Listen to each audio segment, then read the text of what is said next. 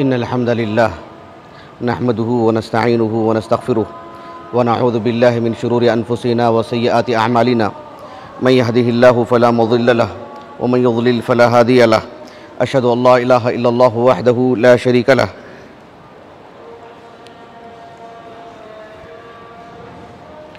وأشهد أن محمدًا عبده ورسوله يا أيها الذين آمنوا اتقوا الله حق تقاته ولا تموتن إلا وأنتم مسلمون يا أيها الناس اتقوا ربكم الذي خلقكم من نفس واحدة وخلق منها زوجها وبث منهما رجالا كثيرا ونساء واتقوا الله الذي تساءلون به والأرحام إن الله كان عليكم رقيبا يا أيها الذين آمنوا اتقوا الله وقولوا قولا سديدا يصلح لكم أعمالكم ويغفر لكم ذنوبكم ومن يطيع الله ورسوله فقد فاز فوزا عظيما أما بعد فإن خير الحديث كتاب الله وخير الهدي هدي محمد صلى الله عليه وسلم وشر الأمور محدثاتها وكل محدثة بدعة وكل بدعة ضلالة وكل ضلالة في النار۔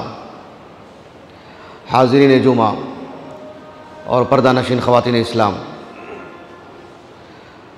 اللہ سبحانہ و تعالی جو ہم سب کے خالق ہیں اور جو ہم سب کے خالق ہیں وہی ہم سب کے معبود برحق بھی ہیں۔ آپ ذرا غور کیجیے، کوئی بھی انسان کسی انسان کو اپنے ماتحت رکھتا ہے، اس کی کئی وجوہات ہوتے ہیں۔ مال و دولت کی وجہ سے کوئی انسان اپنے ماتحت کسی کو رکھتا ہے، ایک منصب دار آدمی ہے اپنے ماتحت کسی کو رکھتا ہے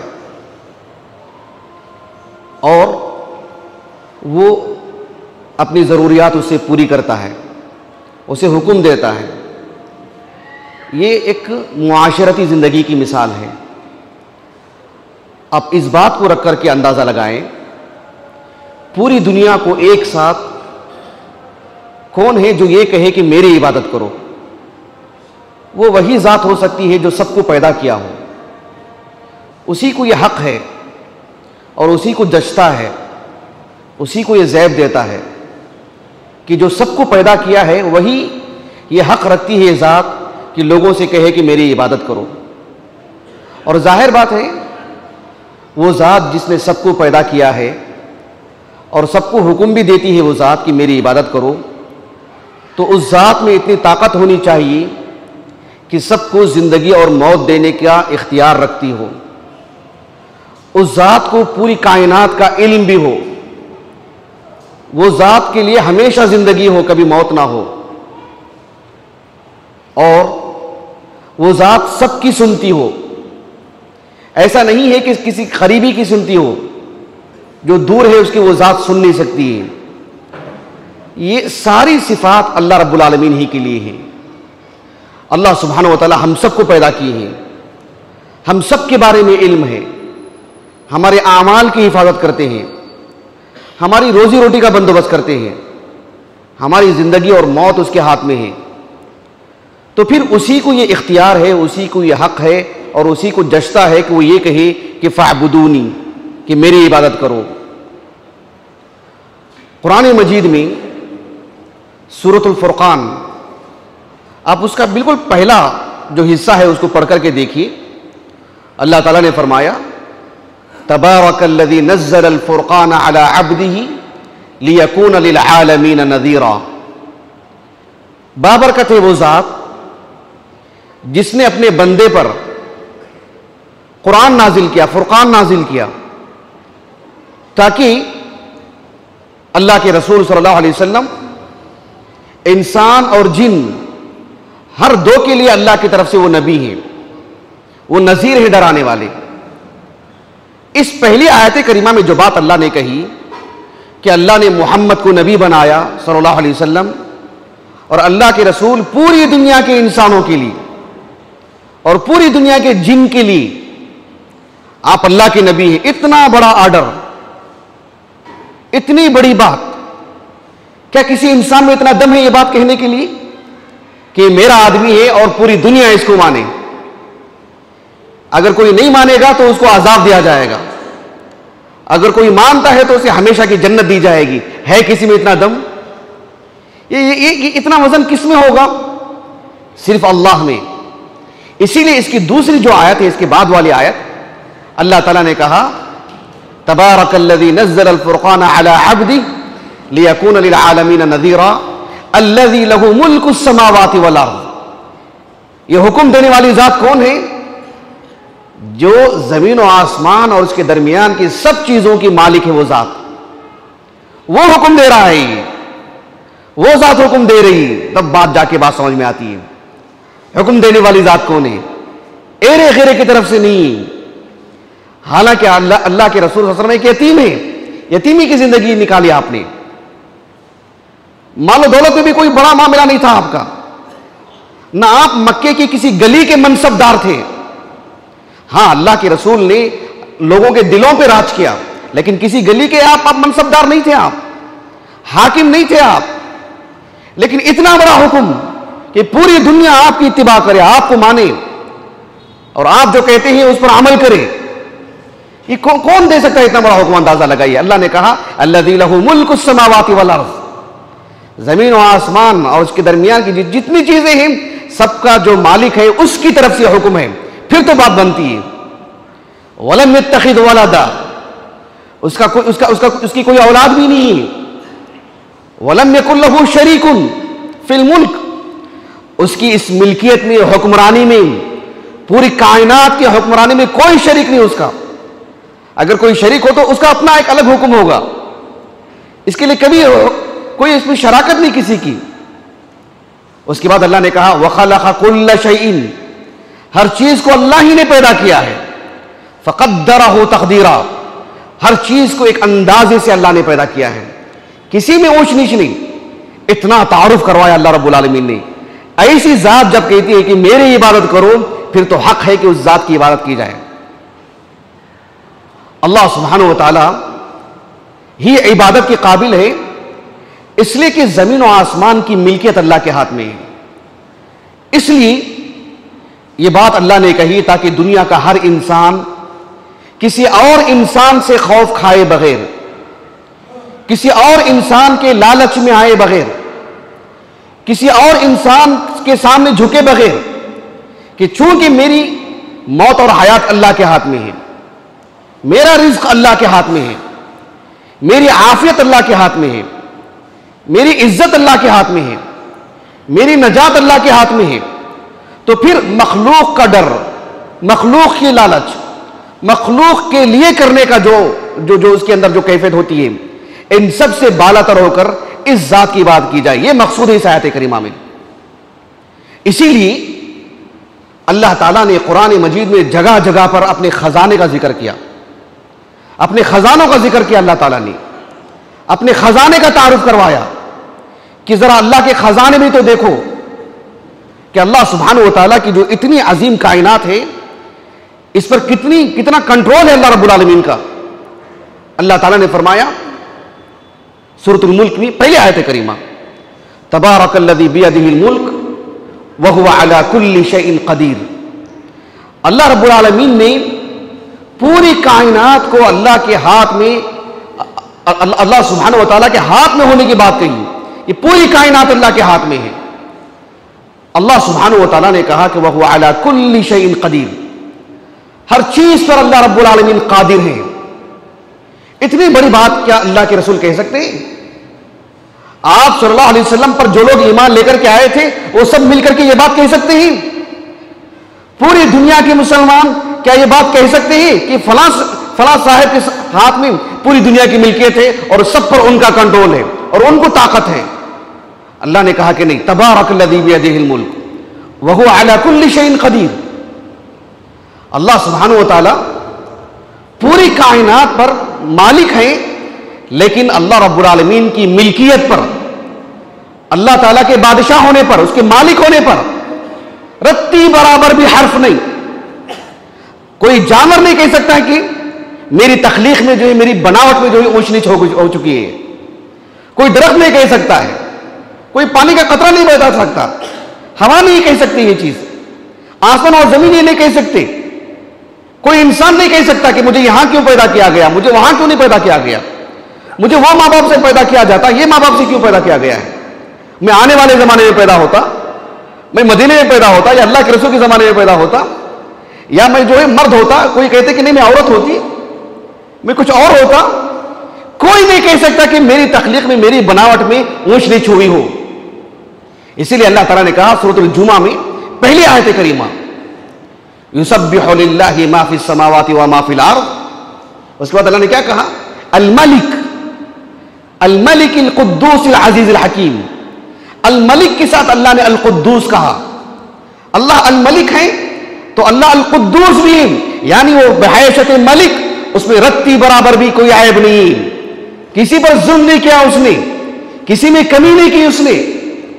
اللہ سبحانہ و تعالیٰ کی ملکیت ایسی ہے کہ القدوس ہے وہ, اور اتنی عظیم کائنات ہے, کیا جھول ہے اس میں, ڈر ہے اللہ کو اس میں, کسی کا ڈر ہے, کسی سے متعلق کوئی خدشہ ہے, کہا کہ العزیز, سب پہ غالب ہے رب العالمین, کسی کا ڈر نہیں اس کو. اللہ سبحانہ و تعالیٰ اپنی اس ملکیت میں علم, دین, مال, منصب, خوبصورتی, پیسہ, زندگی, عزت, سب کو حساب سے بانٹ کے دیتے ہیں, وہ اللہ بہتر جانتے ہیں. اسی لیے اللہ نے کہا الحکیم, الملک القدوس العزیز الحکیم. اللہ کا ہر فیصلہ حکمت پر مبنی ہوتا ہے, اور جو ایسی ذات ہوگی وہ قابل تعریف. اللہ نے سورۃ التغابن کی پہلی آیت میں کہا یسبح للہ ما فی السماوات و ما فی الارض لہ الملک و لہ الحمد. پوری کائنات کی ملکیت اسی کے ہاتھ میں ہے, تو ایسی ذات قابل تعریف ہے, اسی کے لیے الحمد ہے. وہو علی کل شیء قدیر. فتعالی اللہ الملک الحق. سورۃ المومنون کے آخر میں اللہ نے کہا ایسا بادشاہ جو بلند و بالا ہے, حق ہے, سچ ہے, تو ایسے ذات کی عبادت ہونی چاہیے. اللہ تعالیٰ نے لوگوں کو اپنے سے جوڑ کے رکھا کہ انسان انسان کے بل بوتے پر نہ جیے. ایک انسان انسان کا متعاون ہے, تعاون کرنے والا ہے. کیا ماں باپ کے لیے, بچوں کے لیے ماں باپ کی ضرورت نہیں, بچوں کے لیے ماں باپ کی ضرورت نہیں, جماعت جمعیت کے لیے, ایک سماج کے لیے, ایک محلے کے لیے ایک دوسرے کے تعاون کی ضرورت نہیں؟ تعاون تو ہے ہی, لیکن اللہ نے کہا کہ سب اصل میں اللہ سے جڑ کے رہے. اسی لیے اللہ تعالیٰ نے, میں نے جیسے کہ کہا, اپنے خزانوں کا اللہ نے خوب تعارف کروایا. میں دو باتیں آپ کے سامنے ذکر کرتا ہوں. اللہ سبحانہ و تعالیٰ نے ایک حدیث مبارکہ ہے جو کہ حدیث قدسی ہے. حدیث قدسی صحیح بخاری صحیح مسلم کی حدیث ہے. صحیح بخاری میں کئی جگہ پر ہے یہ حدیث, کتاب التفسیر میں بھی ہے, اور صحیح مسلم میں کتاب الفضائل میں حدیث موجود ہے. ابو ہریرہ رضی اللہ عنہ اس حدیث کے راوی ہیں. اللہ کے رسول صلی اللہ علیہ وسلم نے فرمایا کہ اللہ تعالیٰ نے کہا, یعنی حدیث قدسی ہے یہ, اللہ تعالیٰ نے پوری دنیا کے لوگوں سے خطاب کرتے ہوئے کہا کہ انفق علیک, کہ تم میرے بندوں پر خرچ کرو تو میں تم پر خرچ کروں گا. کہا ید اللہ ملئی لا تغیضها نفقۃ صحاء اللیل والنہار. اللہ تعالیٰ نے کہا اللہ سبحانہ و تعالیٰ کے دونوں ہاتھ بھرے ہوئے ہیں, اللہ کے دونوں ہاتھ بھرے ہوئے ہیں, اور اللہ تعالیٰ خرچ کرتے رہتے ہیں, اس کے خرچ کرنے میں رتی برابر بھی کمی نہیں آتی ہے. صحاء اللیل والنہار, دن رات ہمہ وقت اللہ خرچ کر رہے ہیں. کتنے لوگ بیٹھیں گے اس مسجد کے اندر, ایک فرد اپنا حساب کر لیں. اللہ سبحانہ و تعالیٰ ہمیں کیا کیا دیتے ہیں, ہماری زندگی سے لے کر ہمارے سننے کی طاقت, دیکھنے کی طاقت, سمجھنے کی طاقت, ہماری جو زندگی, ہمارے بیوی بچے جو ہمارے سامنے ہیں, ہمارے ماں باپ, ہمارا کھانا پینا, ہمارا لباس, ہماری عزت, لوگوں کی ہماری محبت, ہمارے لیے آسانیاں, ہمارا امن. اب ایک ایک نوٹ کرتے جائیے, ایک ایک بندے کو اللہ کیا کیا دے رہے ہیں, سب دیکھتے جائیے. سبحان اللہ العظیم. کوئی بندہ یہ بات نہیں کہہ سکتا ہے. اللہ تعالیٰ نے کہا ارأیتم ما انفق منذ خلق السماء والارض فإنه لم يغض ما في يدي. اللہ تعالیٰ بندے سے کہہ رہے, کیا تم نے دیکھا نہیں جب سے اللہ نے آسمان اور زمین بنائے تب سے لے کر کے سب پر خرچ کر رہے ہیں اللہ تعالیٰ، سب پر خرچ کر رہے ہیں رب العالمین۔ حشرات الارض، چھوٹے موٹے کیڑے جو ہوتے ہیں، سمندر کی مچھلیاں ہوتی ہیں، پھر اور کتنے ایسی مخلوقات ہیں اللہ تعالیٰ کی، اللہ سبحانہ و تعالیٰ سب کو ان کی ضرورتیں برابر پوری کر رہے ہیں۔ اور کہا فَإِنَّهُ لَمْ يَغِضْ مَا فِي يَدِهِ، اس کے ہاتھ میں جو خزانے ہیں اس میں رتی برابر بھی کمی نہیں ہے۔ خزانوں کا اندازہ لگائیے اللہ تعالیٰ کا۔ کیوں بتائیں اللہ تعالیٰ نے یہ؟ کیوں بتائیں اللہ رب العالمین نے؟ کس سے بتا رہے ہیں اللہ رب العالمین نے؟ یہ اللہ نے ہم سے کہا ہے تاکہ ہم اللہ سے لو لگائیں، اللہ سے تعلق رکھیں، خزانے رب العالمین کے ہیں۔ ایک حدیث مبارکہ ہے صحیح مسلم کی، اور بہت طویل حدیث ہے، وہ بھی حدیث قدسی ہے، صحیح بخاری میں نہیں ہے، صرف صحیح مسلم میں ہے۔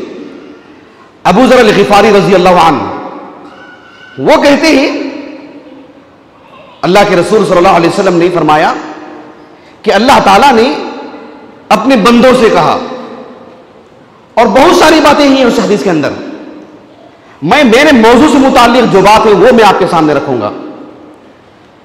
اللہ سبحانہ و تعالیٰ بندوں سے کہتے ہیں لو ان اولکم وآخرکم، یعنی جو تم انسان ہیں، جو سب سے پہلا شخص ہے آدم علیہ السلام، اللہ کے نبی، اللہ کے بندے، ایک انسان، سب سے پہلے انسان، اور سب سے آخر میں آنے والے انسان، یا مان لیجیے کہ جب اللہ کے رسول نے یہ حدیث سنائی اس وقت جو سب سے چھوٹے تھے، جس کی ولادت ہوئی تھی، اور آج ہم آپ کو حدیث سنا رہے، آج کے اعتبار سے بھی رکھ لیجیے آپ، یہ شریعت قیامت تک کے لیے آخری میں جو انسان پیدا ہوگا، جو بھی، اللہ نے کہا کہ لو ان اولکم وآخرکم، تم میں کا سب سے پہلا شخص اور سب سے آخری شخص، وانسکم وجنکم، تم میں کے سارے انسان، سارے جن، یہ کہتے ہوئے مجھے ہیبت ہو رہی ہے، یہ کہتے ہوئے میرے دل میں لرزہ طاری ہو رہا ہے، کیونکہ یہ صرف خالق کو جچتا ہے، یہ دنیا کا کوئی انسان یہ بات نہیں کہہ سکتا ہے، کسی میں اتنا دم خم نہیں ہے کہ کوئی بات کہہ سکے۔ اللہ سبحانہ و تعالیٰ کہتے ہیں کہ لو ان اولکم وآخرکم انسکم وجنکم، تم میں کا پہلا اور آخری شخص، تم میں کے سارے انسان، سارے جن، قاموا فی صعید واحد، ایک چٹیل میدان میں سب کھڑے ہو جائیں، سب کے سب جمع ہو جائیں، فسألونی، اور اس میں ایک ایک کر کے سب مجھ سے پوچھتے جائیں، اس کو کیا چاہیے، اس کو کیا چاہیے، اس کو کیا چاہیے، فأعطیت کل انسان مسألتہ، اور ہر انسان کو جو اس نے پوچھا ہے، ہر جن کو جو اس نے پوچھا ہے سب اسے دے دیا جائے۔ ہمارے معاشرے میں فلموں کے نام پر جو چیزیں بنائی جاتی ہیں، اس میں مسلمانوں کے نام پر، اسلام کے نام پر جو سیریل بنائے جاتے ہیں، اس میں کیا کیا دکھایا جاتا ہے؟ چراغ کو گھستے ہیں، ایک جن نکل کے آتا ہے اور کہتا ہے کہ کیا چاہیے تم کو، یہ چاہیے، وہ حاضر کر دیتا ہے، یہ چاہیے، وہ حاضر کر دیتا ہے، جبکہ کائنات میں کبھی ایسا نہیں ہوا ہے، کبھی ایسی ہونے والی بات ہی نہیں۔ لیکن ذرا سوچ کے دیکھو آپ، ایک انسان کے دل میں ایک جن کی اتنی عظمت، ایک جن کے بارے میں اتنا خیال کہ میں یہ پوچھوں گا وہ کہیں سے بھی وہ چیز لا کے دے دے گا، ہماری 3 خواہشات پوری کر دے گا۔ ایک مخلوق کے بارے میں اتنی عظمت ہے ہمارے دل میں، ایک خیالی چیز، ایک بناوٹی چیز۔ کیا پوری کائنات میں کوئی ہاتھ اٹھا کے کہہ سکتا ہے کہ میرے ساتھ ایسا ہوا ہے کہ جن نے مجھے میری 3 چیزیں پوری کی؟ نہیں، خیالی چیز ہے یہ، بناوٹی چیز ہے یہ۔ ایک جن کے بارے میں ایک خیالی چیز کو لے کر کے انسان کے دل میں اتنی عظمت، اور دنیا کے سارے جن جمع ہو جائیں اور اپنی اپنی خواہشات اللہ کے سامنے رکھے، فَأَعْطَيْتُ كُلَّ إِنسَانٍ مَسْأَلَتَهُ، ہر شخص کو جو وہ پوچھتا ہے سب اللہ اس کو دے دیتے ہیں۔ اللہ سبحانہ و تعالیٰ کہتے ہیں مَا نَقَصَ ذَلِكَ مِنْ عِنْدِي إِلَّا كَمَا يَنْقُصُ الْمِخْيَطُ إِذَا أُدْخِلَ الْبَحْرُ، اللہ سبحانہ و تعالیٰ کہتے ہیں سب کو ان کی پوری خواہشات پوری کر دی جائیں، تب بھی میرے خزانے میں رتی برابر بھی کمی نہیں ہوگی۔ صرف اتنی کمی ہوگی لوگوں کو بتانے کے لیے، اتنی بھی کمی نہیں ہوگی لوگوں کو بتانے کے لیے، تقریب، اس کو کہتے ہیں عربی زبان میں تقریب الفہم، لوگوں کو مسئلہ سمجھانے کے لیے کہ ایک سمندر ہے، یہ سمندر ہے، کسی نے جا کے سمندر کے قریب دیکھا ہو، تصویر میں بھی دیکھ سکتے ہیں، لیکن کبھی سامنے جا کر کے دیکھنے کا موقع ملے تو آپ اس میں اپنی انگلی داخل کیجئے یا المخیط جو سوئی ہے سوئی داخل کیجئے، کتنی بھیگتی ہے وہ، کتنا پانی لگتا ہے اس میں، اور سمندر جو اتنا عظیم ہے، اتنا بڑا ہے، کتنا خلل آ گیا اس میں، کتنی کمی آ گئی اس میں، یہ بتانے کے لیے یہ بات اللہ سبحانہ و تعالیٰ نے کہی ہے۔ اللہ اکبر، اندازہ لگائیے آپ اللہ نے کیوں کہی یہ باتیں، کیوں خزانے کا تعارف کروایا، تاکہ ایک آدمی مخلص ہو کر کے اللہ سے لو لگائے، اللہ سے مانگے، اللہ سبحانہ و تعالیٰ سے تعلق رکھے، اللہ تعالیٰ اس کی ضرور مدد فرمائیں گے۔ یہ خطبہ جمعہ میں صرف ممبر پر کھڑے ہو کر کے بول کر کے اترنے کی بات نہیں، یہ ہمارا ایمان، یہ ہمارا ایمان ہو، یہ ہمارا اندرون ہو، ٹھوس ایمان ہو اس بات پر۔ یہ جو حدیث مبارکہ ہے نا صحیح مسلم میں ہے، اور حدیث کے راوی کون ہے؟ ابو ذر الغفاری رضی اللہ عنہ۔ انہوں نے اپنے ایک تلمیذ کو، ان کے شاگرد جو علمی دنیا میں کنیت سے مشہور ہے، ابو ادریس الخولانی، کبار تابعین میں سے، اب ان کے بارے میں تو میں تفصیل سے نہیں بتا سکتا، میں نے مستقل ان پر درس دیا ہے، میں یوٹیوب میں موجود ہے، کسی کو سہولت ہو تو سن لیجئے گا۔ ابو ادریس الخولانی رحمہ اللہ، وہ ابو ذر الغفاری کے شاگرد، یہ حدیث انہوں نے ابو ذر الغفاری سے سنا، انہوں نے کبار تابعین میں سے، دمشق میں رہتے تھے۔ ان کے بارے میں کہتے ہیں سعید بن عبدالعزیز التنوخی کہ ابو ادریس الخولانی کے بارے میں کہتے ہیں اذا حدث بهذا الحديث جثى على ركبتيه۔ ابو ادریس الخولانی ابو ذر الغفاری سے اس حدیث کو سنا، انہوں نے جب انہوں نے اس حدیث کو لوگوں کو سنایا تو سیدھا بیٹھتے نہیں تھے، گھٹنوں کے بل بیٹھ جاتے تھے، ہیبت کی وجہ سے، اللہ کی عظمت کی وجہ سے کہ اللہ سبحانہ و تعالیٰ اسی ذات ہے، اتنی بڑی بات، جثى على ركبتيه، گھٹنوں کے بل بیٹھ جاتے ڈر کے مارے کہ یہ اللہ کی ذات ہے، اللہ کو جشتا ہے یہ، سبحان اللہ۔ غور کیجیے آپ، اللہ تعالیٰ نے اپنے خزانوں کا ایسا تعارف کروایا۔ جب اللہ کے رسول صلی اللہ علیہ وسلم اپنی نبوت کا اعلان کیا اور لوگوں کو بتایا کہ میں اللہ کا نبی ہوں، سب جانتے ہیں کہ اللہ کے رسول کا جیب خالی ہے، آپ کے گھر کے چولہے خالی ہیں، اور آپ بات کر رہے ہیں بڑی بڑی، اللہ نے مجھ سے ایسے کہا، میں اللہ کا نبی ہوں۔ جب لوگوں نے آپ کو دیکھا، مانتے تھے کہ آپ امین ہیں، صادق ہیں، مانتے تھے کہ آپ پورے مکہ کے لیے، پورے قریش کے لیے آپ سب سے بہترین انسان ہیں، آپ سب سے متفق علیہ شخصیت ہے، لیکن اتنی بڑی باتیں جو آپ کر رہے ہیں، کس بل بوتے پہ کر رہے ہیں؟ کیا ہے آپ کے پاس؟ اللہ سبحانہ و تعالیٰ نے سورۃ الصاد میں کہا ام عندهم خزائن رحمت ربک العزیز الوہاب۔ اللہ اکبر، اللہ تعالیٰ نے کہا کہ اے اللہ کے رسول، آپ اللہ کے نبی ہیں، آپ جس بلبوتے پہ بات کر رہے ہیں نا، وہ اللہ سبحانہ و تعالیٰ کے بلبوتے پر اللہ نے کہا ہے، جو پوری کائنات کے خزانوں کا مالک ہے، وہ آپ سے کہہ رہے ہیں، تو آپ آگے نکل کے جا رہے ہیں۔ بات یہ نہیں ہے کہ آپ کی جیب میں کتنے پیسے ہیں، آپ کس کی طرف سے آ رہے ہیں، آپ کو کس نے نبی بنایا ہے؟ اللہ سبحانہ و تعالیٰ نے کہا کہ عندهم خزائن رحمت ربک العزیز الوہاب۔ اس آیت کریمہ میں اللہ کے خزانے پر گفتگو ہو رہی ہے، اور خزانے پر گفتگو ہوتے ہوئے اللہ کے 3 نام بیان کیے گئے، ایک الرب، ایک العزیز، ایک الوہاب۔ اللہ کے خزانے کے ساتھ ان 3 ناموں کو جوڑیا۔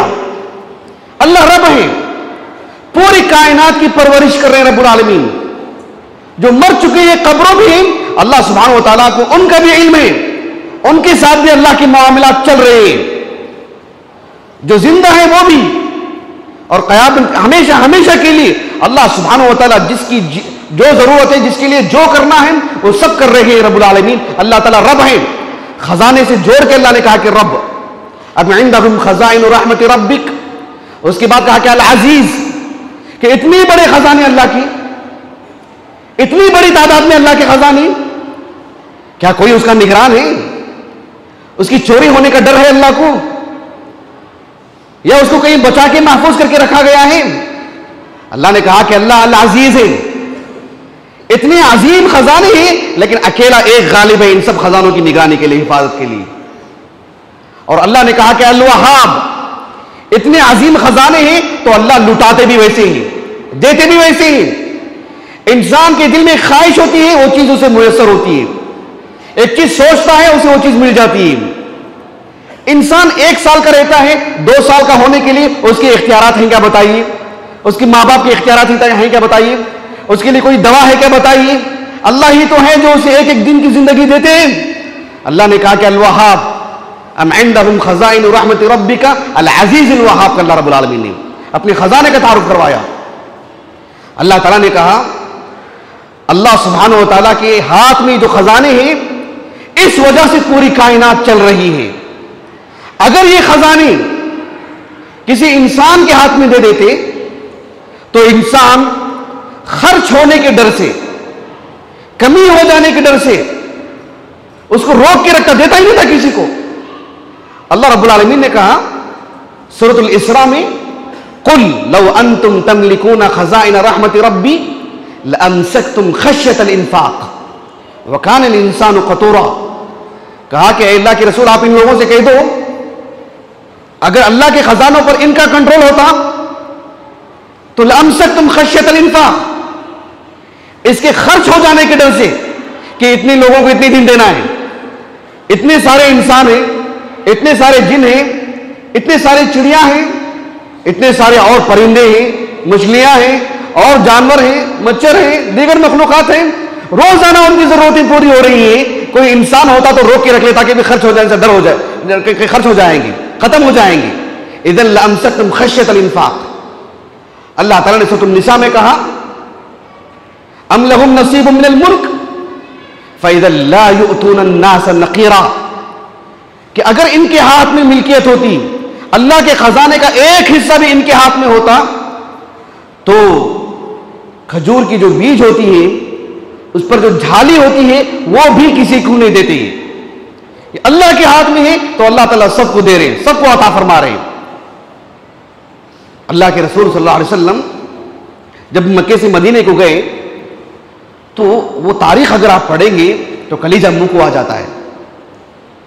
جو مکے میں صحابہ تھے، ابوبکر صدیق ہو، عثمان ہو، طلحہ ہو، عبد الرحمن بن عوف ہو رضی اللہ عنہ اجمعین، اور بھی دیگر صحابہ، یہ مکے کے علاوہ دیگر علاقوں کے بھی جو خوشحال تھے، کھاتے پیتے گھرانے کے تھے، ان پر واجب تھا کہ ایمان لانے کے بعد مدینے کو آ جاتے۔ اب مدینے کو اتنے لوگ آ گئے باہر سے اسلام قبول کر کے، اتنے لوگ آ گئے۔ اب ذرا تصور کر کے دیکھو آپ اس شہر کو سامنے رکھتے ہوئے کہ اسلام قبول کرنے والے لوگ باہر سے اتنی بڑی تعداد میں آ گئے تھے مدینے کو، کہ جو اندر کے لوگ تھے، مدینے کے لوگ تھے، ان میں سے سب بھی تو مالدار نہیں تھے نا، لیکن جتنے بھی لوگ تھے اللہ سبحانہ و تعالیٰ کے دین کے لیے خوب خوب خرچ کیا انہوں نے۔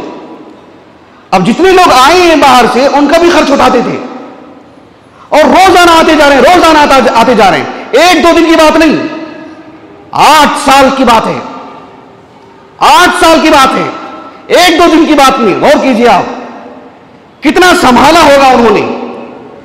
ایسی صورت میں مدینے کے اندر کے کچھ منافقین نے اللہ کے رسول صلی اللہ علیہ وسلم اور آپ کے وہ صحابہ جو ہجرت کر کے قربانی دے کر کے آئے تھے ان کے بارے میں نازیبا باتیں کہیں، اور چونکہ جو منافقین تھے وہ سب مدینے کے ہی تھے، مدینے کے ہی تھے۔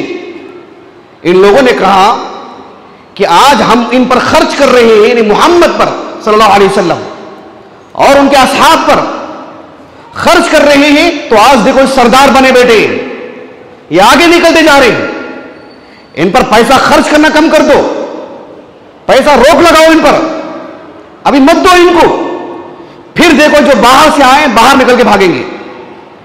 اللہ سبحانہ و تعالیٰ نے آیت نازل کر دی، اور اللہ تعالیٰ نے کہا سورۃ المنافقون میں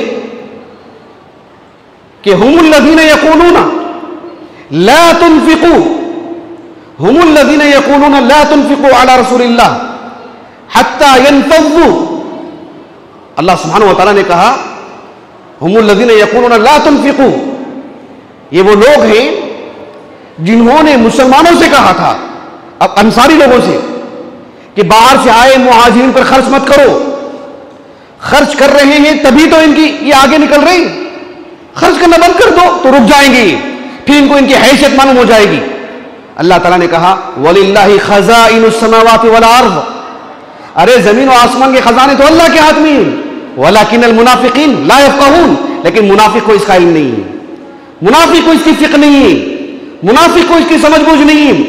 وہ دور پہ خرچ کر رہا ہے تو یہ سمجھ رہا ہے اس وجہ سے اللہ کے رسول آگے بڑھ رہے ہیں، اس وجہ سے صحابہ آگے بڑھ رہے ہیں، اس وجہ سے دین آگے بڑھ رہا ہے.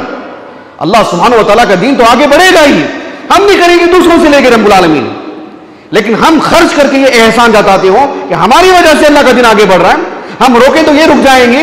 اللہ نے کہا کہ وَلِلَّهِ خَزَائِنُ السَّمَاوَاتِ وَالْأَرْضِ وَلَكِنَّ الْمُنَافِقِينَ لَا يَفْقَهُونَ. اگر اللہ اپنے خزانے کسی کو دیتے تو اس دنیا کے سب سے عظیم انسان تو اللہ کے رسول ہیں، ان کو دیتے.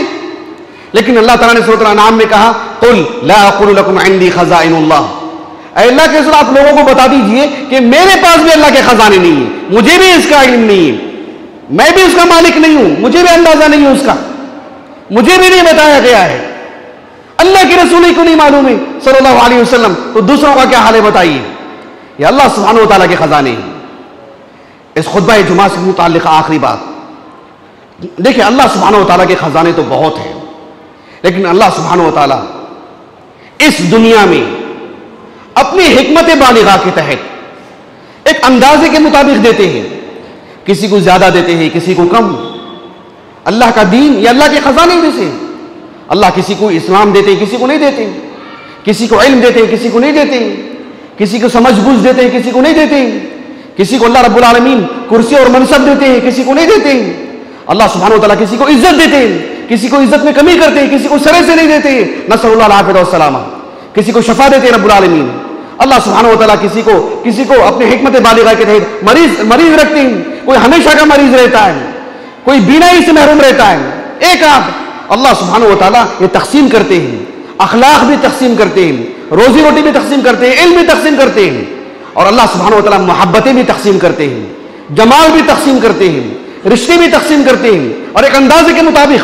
ایسا نہیں کہ سب کو ایک ساتھ دے دیا جائے، ہر فرد سے متعلق اللہ رب العالمین کا حساب کتاب الگ الگ ہے. اللہ تعالیٰ نے کہا سورۃ الحجر میں وَجَعَلْنَا لَكُمْ فِيهَا مَعَائِشَ وَمَن لَّسْتُمْ لَهُ بِرَازِقِينَ وَإِن مِّن شَيْءٍ إِلَّا عِندَنَا خَزَائِنُهُ وَمَا نُنَزِّلُهُ إِلَّا بِقَدَرٍ مَّعْلُومٍ.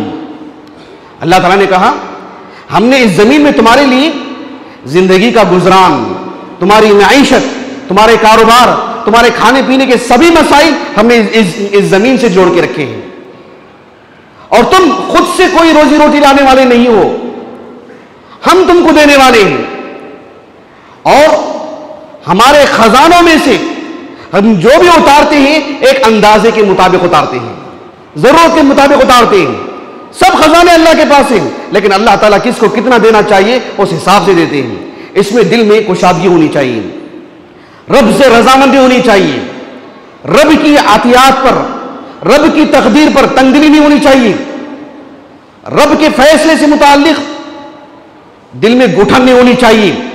اللہ نے ان کو اتنا دیا ہے مجھے اتنا، بہت خطرناک چیز ہے یہ. 2 روپے کم نہیں ہو رہے، ایمان چلا جا رہا ہے، اللہ سے بدزنی پیدا ہو جا رہی ہے. اللہ سے بدزنی کفر ہے. صرف ہمیں کچھ پیسے نہیں مل رہے، ایمان ہی کا سودا ہو جا رہا ہے. اتنی حماقت نہیں کرنی چاہیے. اللہ سبحانہ و تعالیٰ نے ہمیں اللہ تعالیٰ کا دین عطا کیے ہیں، اللہ سبحانہ و تعالیٰ کے قریبی بندوں میں سے اللہ نے ہمیں رکھے ہیں. اس دنیا کو اللہ نے فانی بنائے ہیں. ہمیشہ کی جو جنت ہے وہاں اللہ تعالیٰ نے کہا وَلَكُمْ فِيهَا مَا تَشْتَهِيهِ الْأَنفُسُ وَلَكُمْ فِيهَا مَا تَدَّعُونَ. وہاں تو انسان جو چاہتا ہے وہ عطا کیا جائے گا.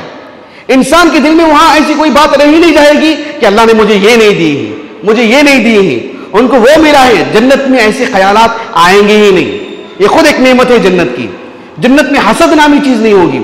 وہ تو ایک مستقل زندگی ہے کہ ہم نے ہزاروں لوگوں کو مرتے نہیں دیکھا، ہمارا بھی انتقال ہوگا، ایسے میں چھوٹی زندگی کو لے کر کے اللہ کے فیصلوں پر، اللہ کے فیصلوں سے متعلق غصہ نہیں ہونا چاہیے، ناراضگی نہیں ہونی چاہیے، بد زبانی نہیں ہونی چاہیے۔ یہ انسان کے فیصلے نہیں، اللہ کے فیصلے ہیں۔ اللہ کے فیصلوں سے متعلق مکمل رضامندی ہونی چاہیے، تو انسان اچھی زندگی گزار سکتا ہے، خوشحال زندگی گزار سکتا ہے، اطمینان بخش زندگی گزار سکتا ہے۔ اللہ تعالیٰ ہمیں اللہ کے فیصلوں پر راضی رہنے والا بنائے، آمین۔ وآخر دعوانا الحمدللہ رب العالمین۔